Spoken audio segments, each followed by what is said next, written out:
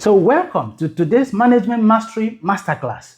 My name is Victor Iyamba, but you can call me Dr. VI, the consultant. So in today's class, we shall be looking at a very crucial topic that affects every entrepreneur and every business owner, and that is how to attract and retain loyal and committed employees.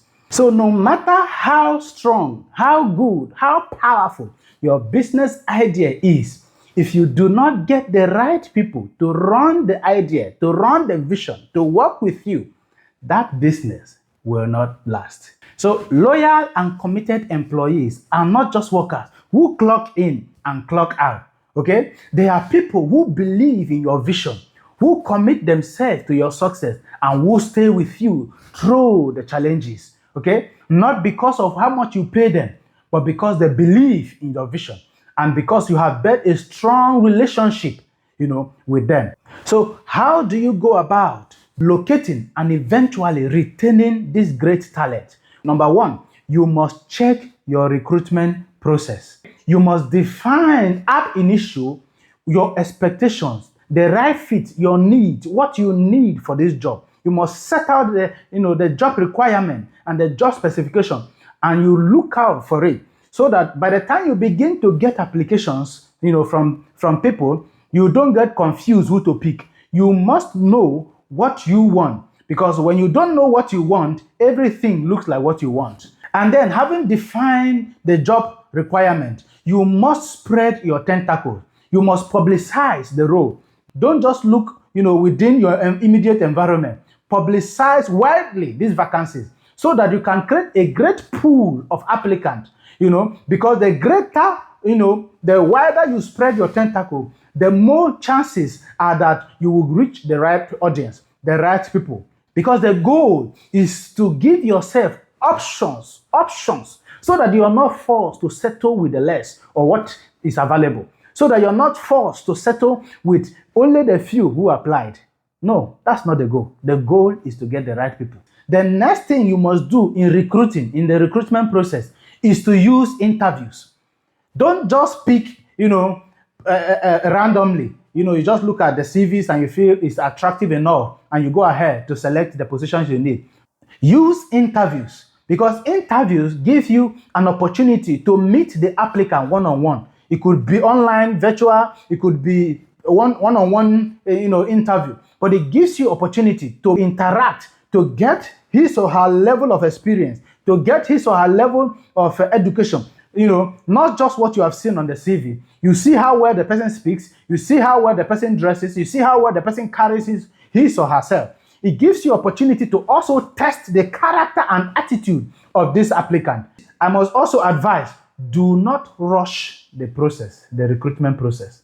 You know why? Because a bad hire, a mistake in the recruitment process will cost you much more than a vacant seat. It is better for that seat to be vacant, for that position to be vacant, than for you to fill in the wrong person. So take your time, because now better seed where you plant go determine the kind harvest where you go reap. So number two, hire for character and not just for skills. Okay? According to Peter Scott, he says, hire character and train skills. You know why? Because character cannot be taught, but skills can be taught.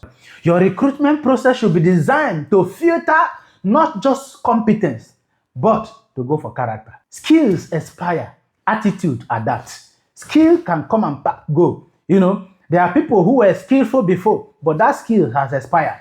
But character will adapt to the new skill set. There were people who were using typewriter before. If you were hiring because the person knows how to use typewriter, that skill has expired, is no longer in vogue. But if it's someone who has a learning attitude, someone who is quick to learn, who is quick to adapt, that person would have adapted to the new skills. So go for character, attitude, and not just for skills. Okay? Because customers fulfill the attitude and character of your employees. And customers do not stay with you just for the quality of your product or services. They stay with you because of the experience they get when they come to you, the experience they get when they engage your services, the experience they get when they use your product. So it is a good staff who understands this that will be able to deliver that experience through his or her character, his attitude. So do not play with attitude. You must go for it. Team culture will always win. If the person cannot play or work in a team, he will destroy the entire team. Bad character and bad attitude is highly infectious, highly contagious. Such an individual can easily corrupt an entire working team, an entire effective team in just a short time. So that you begin to see other members of the team begin to give excuses, begin to slack back, begin to behave like just that one person. So before you introduce somebody into that team, before you hire somebody, please check the character of that person. A restaurant that has the best food in town, that has the best recipe, but with very rude staff, will soon go out of business. Customers stay in a place because of the experience they have. If the experience is not palatable, only time will tell. They will soon disappear one after the other. Number 3, look beyond certificate. Look at how street smart that individual is, especially if he's going to handle marketing. Is the person street smart? There are some people who are street smart, who did not study marketing, who did not study business administration. But when you send them into the field, they have the expertise on how to handle the business, on how to handle challenges in the field, on how to handle clients and customers. They have it. It's not just about what they study. So look beyond the certificate. Look at the experience of the person. Look at the exposure. Those are things you should look at. Attitude beats paper. Attitude beats paper. Character beats paper. Don't just look at the certificate.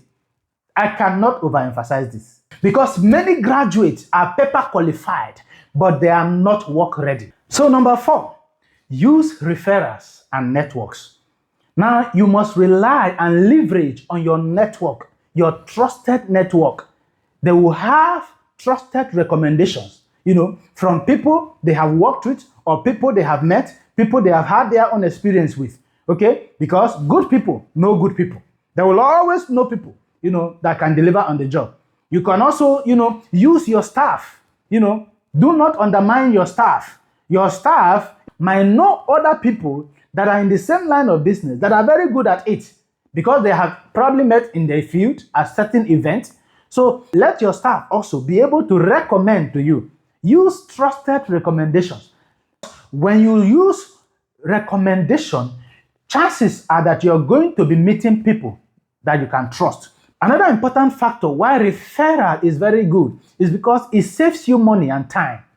Okay? The money you would have spent on the long and cumbersome recruitment process, and time spent also, it would have saved you that effort.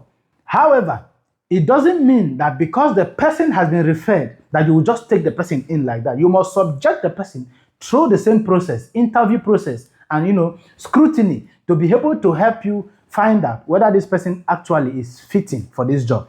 So I will pause this topic here today and continue tomorrow so that it doesn't get too lengthy. So follow me on all my social media handles and turn on post notifications to keep getting regular updates whenever we post. Also, like, comment, and share this particular video so that your friends and loved ones can benefit from this value. So I'll conclude by saying, getting the right staff is not by luck, but by process. So don't rush the process because person wey buy goat for night no go know whether he get one eye. V-Craft.